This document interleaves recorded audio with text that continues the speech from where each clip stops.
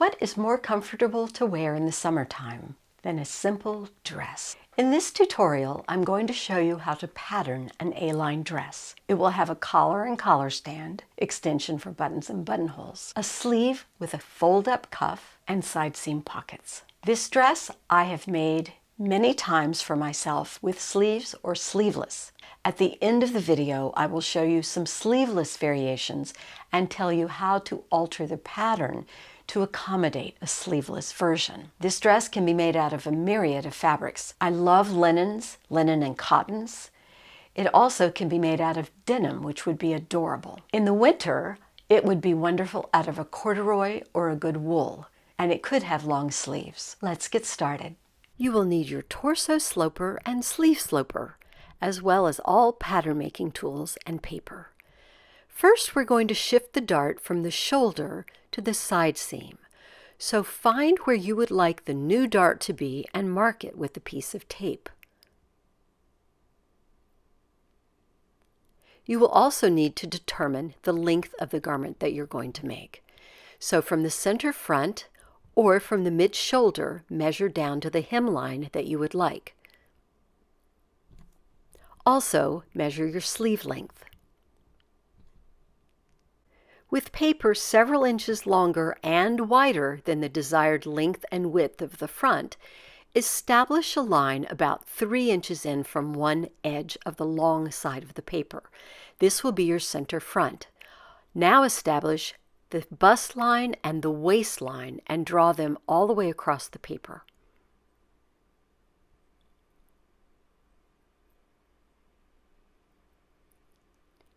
Put your sloper back down, matching those lines, and fill in the dots for the fisheye dart.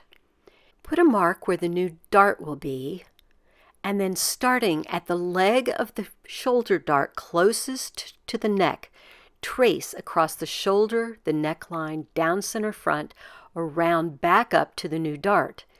With your pencil in the top hole of the fisheye dart, shift the shoulder dart closed, and then finish the trace.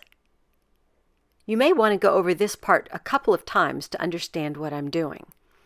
Fill in the new dart all the way to the apex line, and then shorten it. We never want our darts to come all the way to the apex line because it'll make a dimple in the garment and bring attention to that area. However, we always manipulate the dart to the apex line, shorten it accordingly, and then true it, which I will do shortly. Fill in the fisheye dart.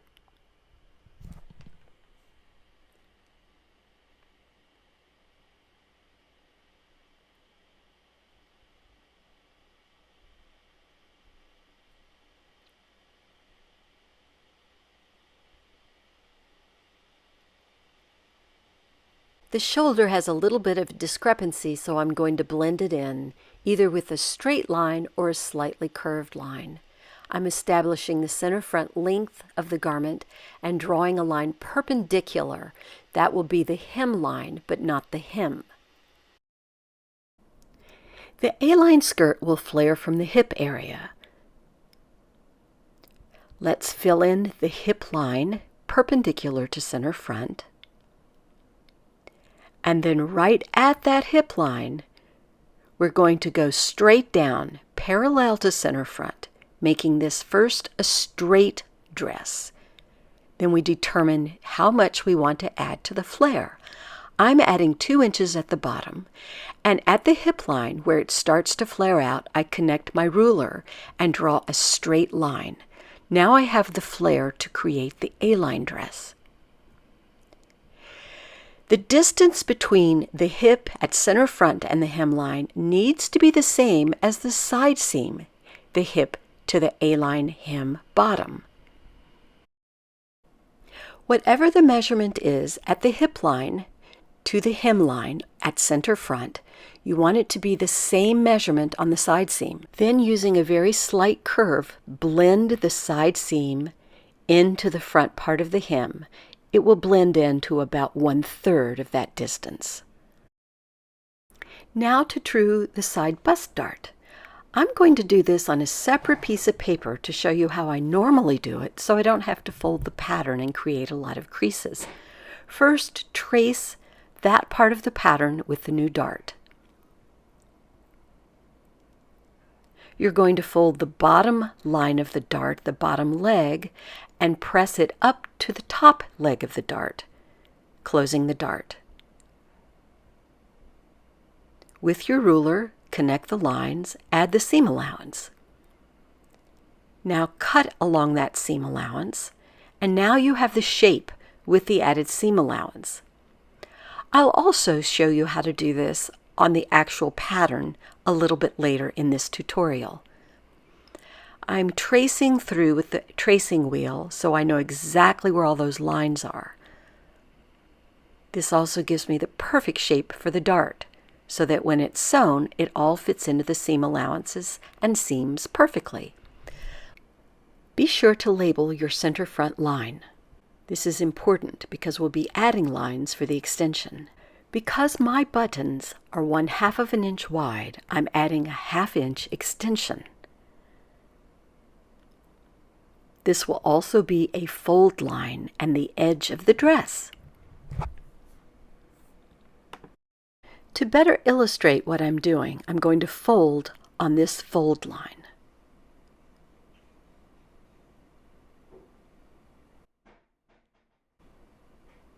The extension on the outside has to be twice that on the inside. In other words, if I have a 1/2 inch extension, I need a fold under of 1 whole inch. And then if I'm adding seam allowance or interfacing, fold back interfacing, that is doubled. So I'm adding 2 inches to the fold under.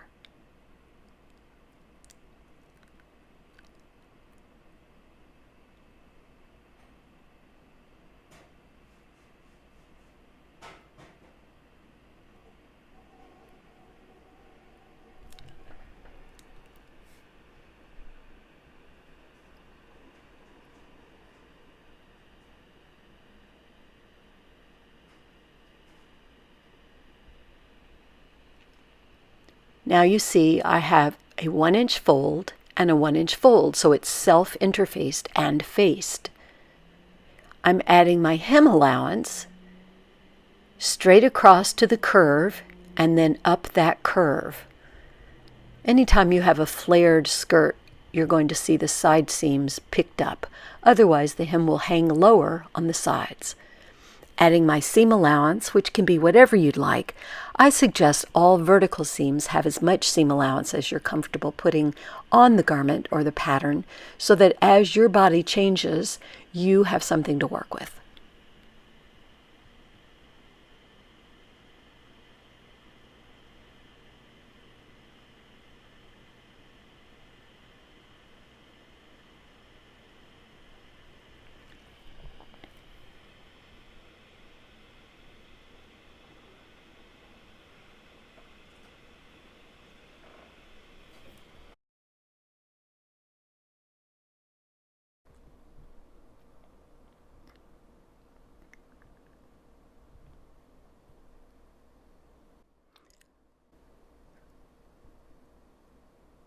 Under the arm is a right angle.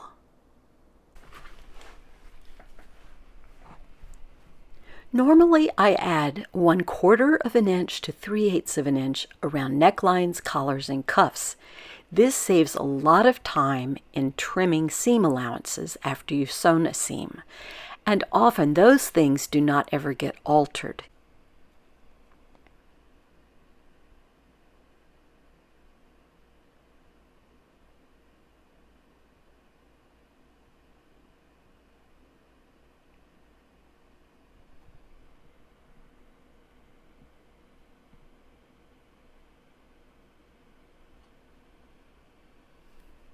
And here is our right angle.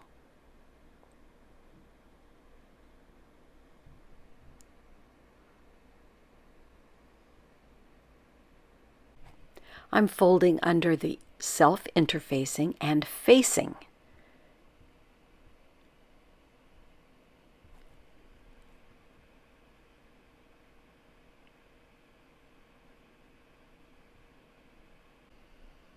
Label your seam allowances. More information on your pattern helps you to sew quickly without having to look for information. Add notches. They determine the direction of the seam and the amount of the seam allowance.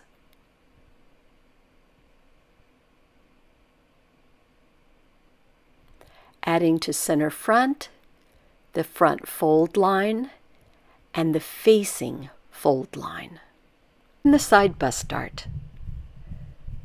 My notches are about 1/4 inch long, and I put a little cross mark at the top of it to make sure I don't cut into the fabric too deeply. I'm putting a notch at the fold line for the hem. And now, folding up that corner along the fold line, I'm trimming off the excess so it fits beautifully. This is called cording. More labeling. And now to place my pocket. A pocket opening along a side seam is usually about 2 inches from the waistline, and it needs to be long enough to reach your hand inside. Once I determine how long I want the opening to be, I put little circles along the seam line and notches in the seam allowance.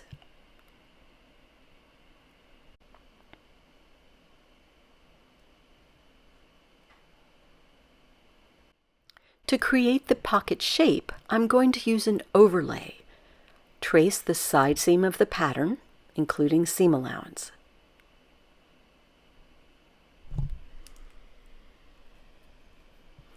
I definitely want the pocket to be along the same grain line as the rest of the dress, so I'm making a line parallel to the center front line on the pocket piece. Complete your sketch. The pocket needs to be deep enough and wide enough to easily accommodate your hand.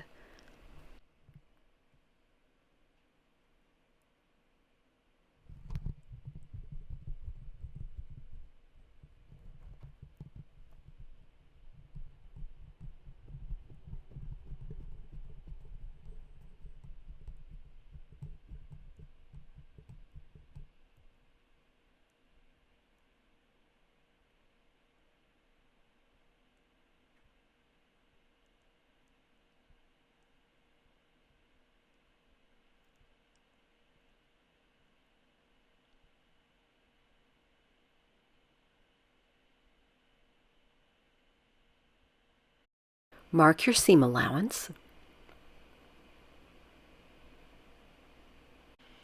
A cross grain, which is perpendicular to the length grain. Label and create a notch along the curve.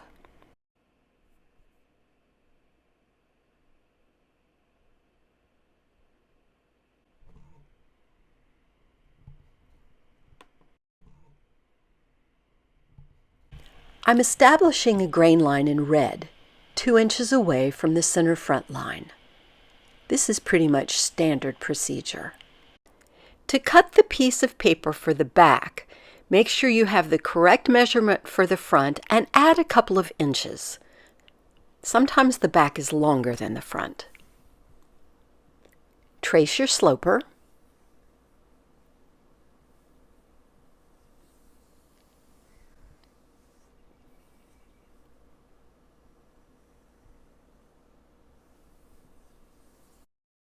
Be sure to place a mark at the bottom of the line that goes through the fisheye dart that lands on the hip line. Trace all of your darts off. Extend the line that goes through the fisheye dart all the way to the hem, and extend the center back line. Draw in the waist, bust, and hip lines perpendicular to the center back, making sure they align with the front pattern bust, waist, and hip lines. The fisheye dart on the sloper is very wide. I don't particularly want that on my dress. I'd rather have 2 shallow fisheye darts to give more subtle shaping. So I'm following the middle line of the dart, but at the waist making it 1/2 of the width that it is on the sloper. For a less fitted dress, This one dart is perfect, but if you'd like to keep the shape that you had in your sloper, you'll create a second dart.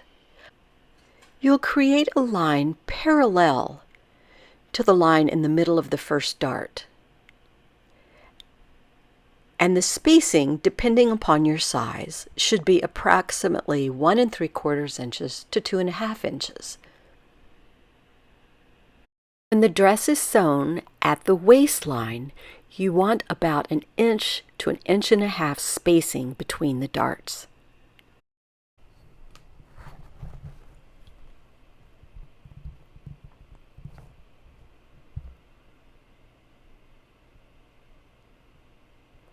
The second dart, the one closer to the side seam, can also be slightly shorter.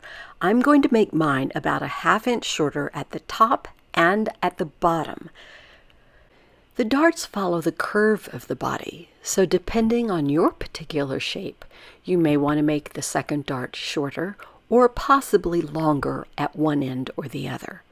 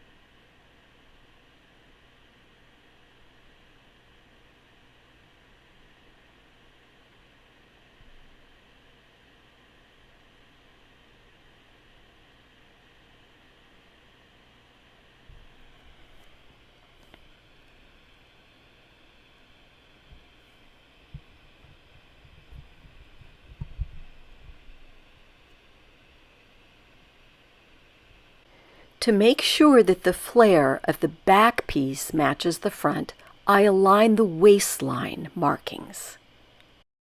Because the back pattern piece does not yet have seam allowance, make sure you align just the seams at the side seam and waistline.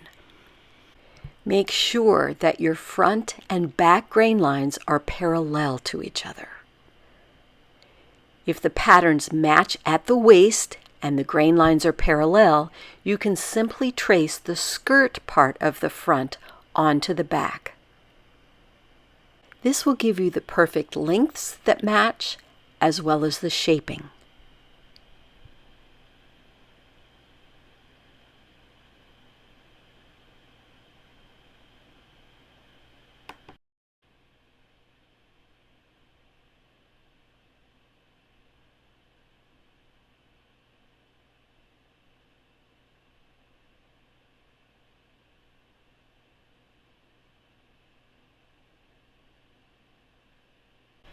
To compare the side seam shapes and lengths, I'm folding the dart in the front pattern closed and taping it. This is also how you true a dart. Match it, the front to the back, right sides together, checking to make sure that the shapes match and also the lengths.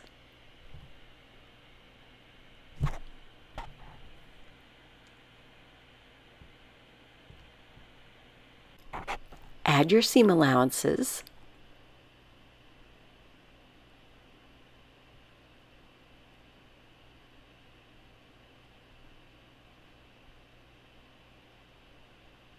There's a right angle at the shoulder and neckline, and one at center back.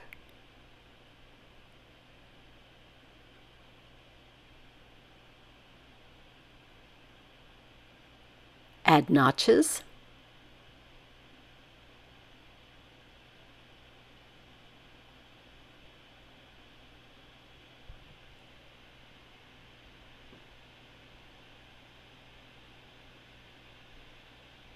And label everything.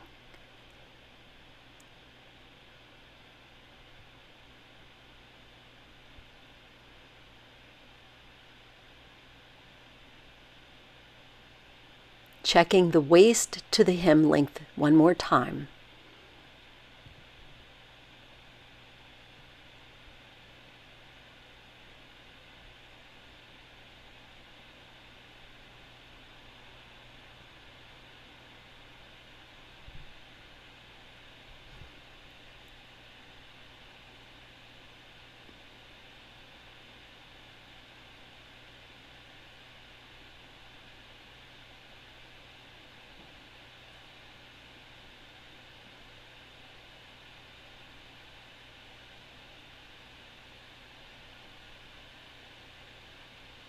Now to make the collar, I need the neck measurement, and that's from center front to the shoulder, excluding all seam allowance.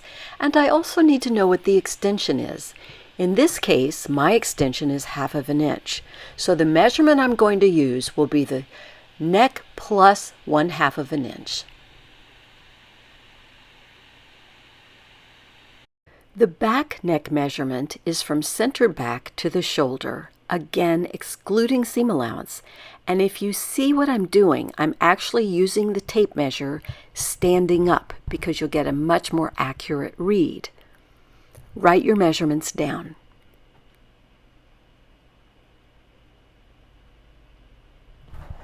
Add those measurements together, multiply times 2, and add about 3 or 4 inches. That's the length of the piece of paper you'll need. And I'd start with about 3 to 4 inches wide. Make a vertical line, that's your center back, and a line at the base, which is perpendicular to center back. From the center back to the first dot is the back neck measurement. The dot represents where we start the front neck measurement, and it also represents where the collar band will meet the shoulder line of the dress. From the dot going right, mark your front neck measurement and also add the amount for the extension.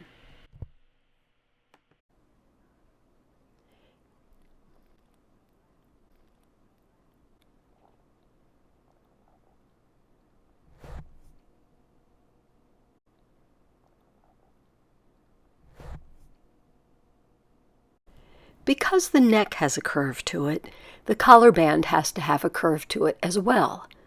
So we're going to go up at center front about 1/2 inch and put a mark.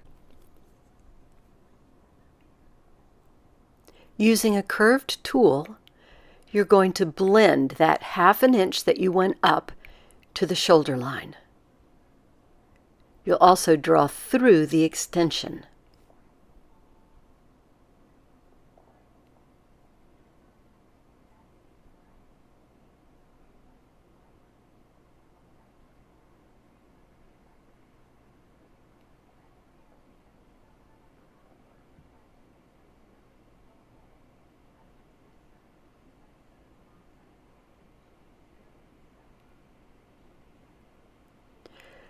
At the very edge, you want a right angle. So I'm laying my ruler along that curved line and creating a right angle. My collar band is very small. I'm making it 3/4 inch. So I'm marking 3/4 inch all the way across, filling it in with a dark line, extending the shoulder line, and then with a curve, finishing the curve up, and then the little curve that you've always seen on shirts on the collar band. This is where you put the button and buttonhole for the collar band. Now we've completed 1/2 of the collar band. I'll extend the bottom line, fold the fabric, pinning it along the correct lines, add seam allowance, and cut it out, and then add all of the notches.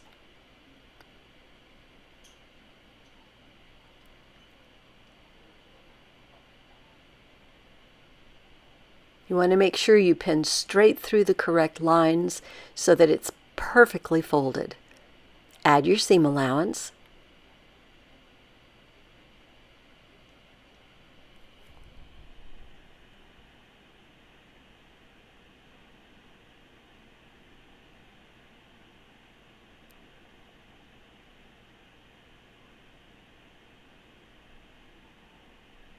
The seam allowance on the neckband is whatever the seam allowance on the neck is. In this case, 3/8 of an inch.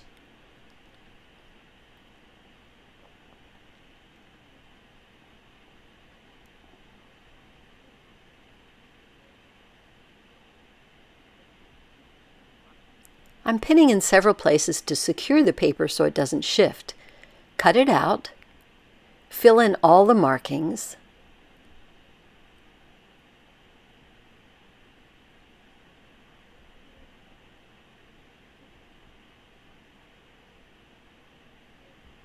At center front, the notch is perpendicular to the seam line. It doesn't follow the curved line. That is the center front notch. This is the center back notch.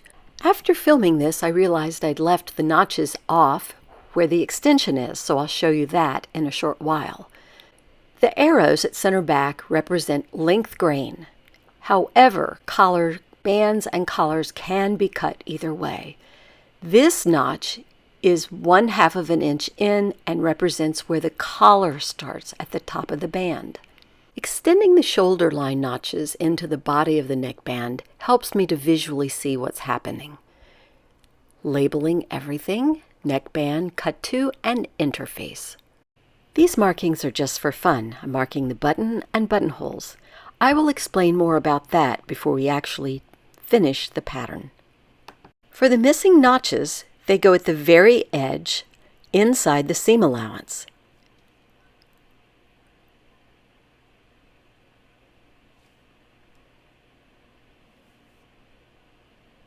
For the collar, take a piece of paper quite a bit larger than the collar band.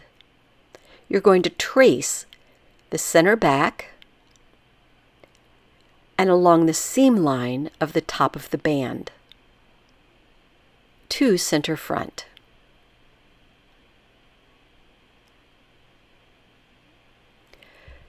The collar needs to be wider than the band so that when it's on the body and folded down, it covers the band. I'm filling in the center back, the top line,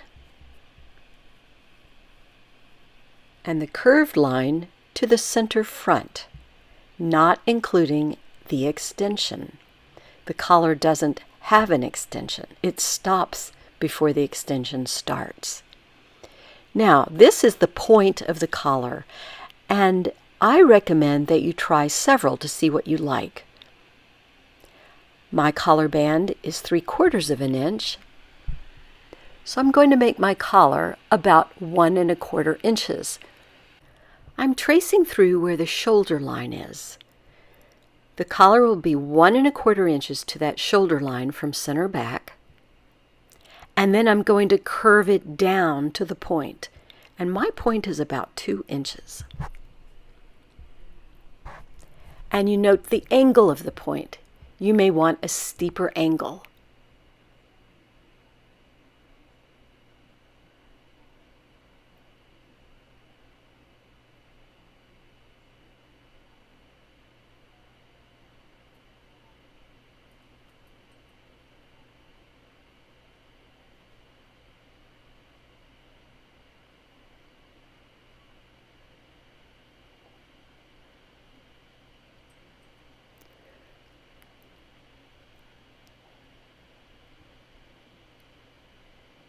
This is 1/2 of the collar.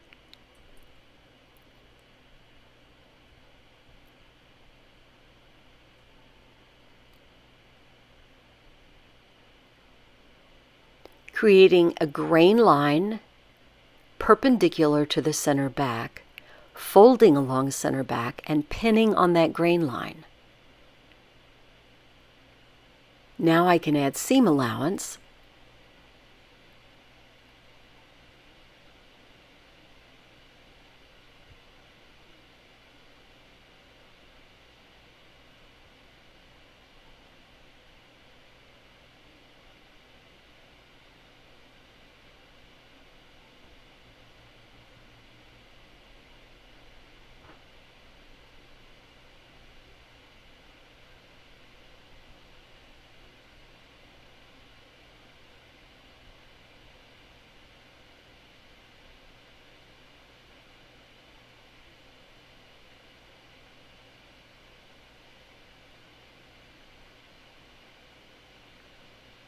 My center back notches, the edge of the collar notches,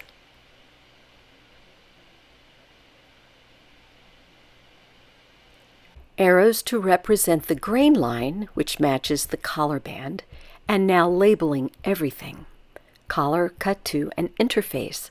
When I cut the two pieces, I will make the upper collar slightly larger. So here's my collar band with the collar on top. Now to begin the sleeve, you'll need your sleeve sloper. Create a grain line and a cross grain that matches the cross grain at the bicep level of the sloper. Align the two and trace.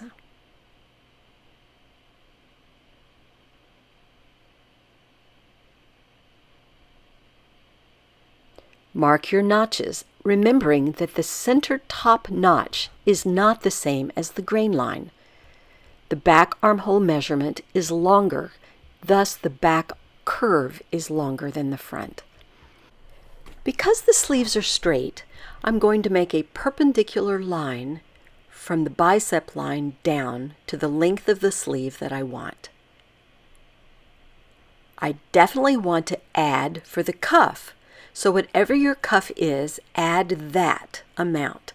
Mine is 1 1/4.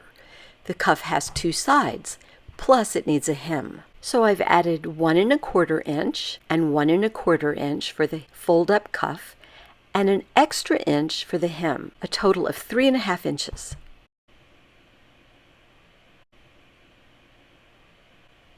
Fold the cuff up, and at the top of the cuff extend about 1/8 of an inch.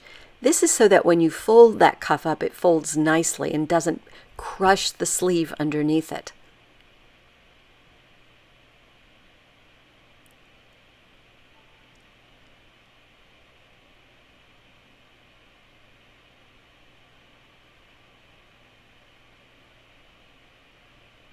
Add seam allowance.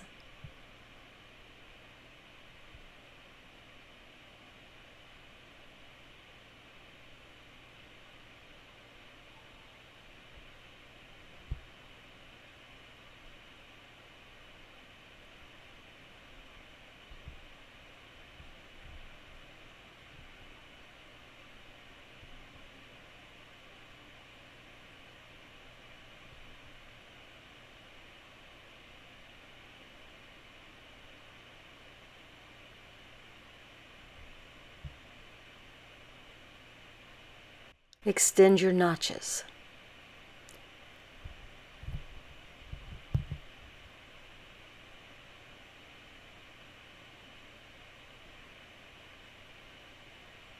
The notches are at the underarm seams, the front armhole, the top of the shoulder, the back armhole, which is 2 notches, and on the fold lines of the cuff.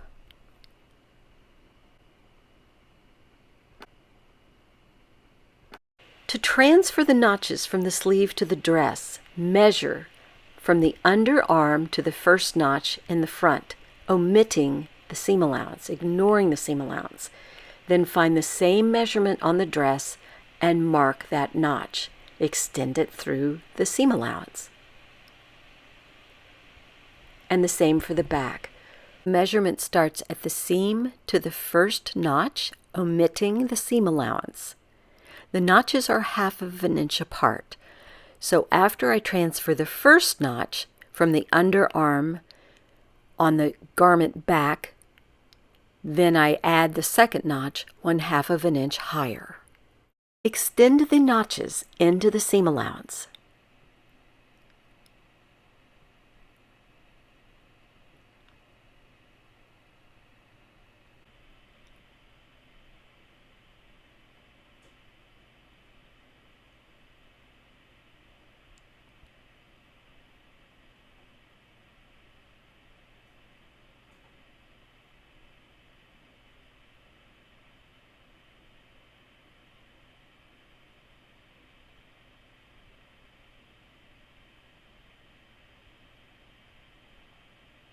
Fold the first fold of the cuff and cut. This gives you the correct shape. Trim off any excess and cut your pattern out. Fold in 2 across the grain line to check to make sure that the corners under the arm match. And fill in all notches, the hem line and the 2 fold lines for the cuff. Fold and label.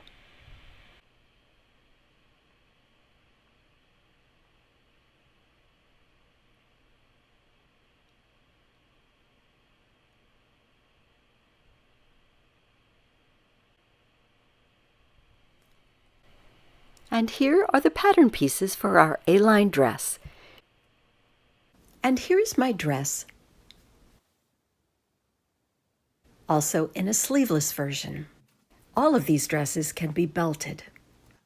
When you have a sleeveless dress, you want to make sure that it's high enough under the arm to more than cover your bra. So you may want to lift the underarm seam a little bit. And of course, whatever you do on the front, you do on the back. This is the very first A-line dress that I made. It's made out of a Japanese cotton and linen blend. I absolutely love wearing this dress. It is so comfortable. And the cotton makes it wrinkle just a little bit less than if it were pure linen. For fun, I top stitched it with a hot orangey pink. I stitched the buttons in orangey pink, and I faced the armholes with bias binding. And this dress is made out of a lightweight pure linen.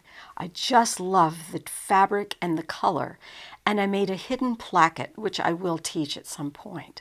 And again, I faced the armholes with bias tape. Thank you for joining me, and see you next time.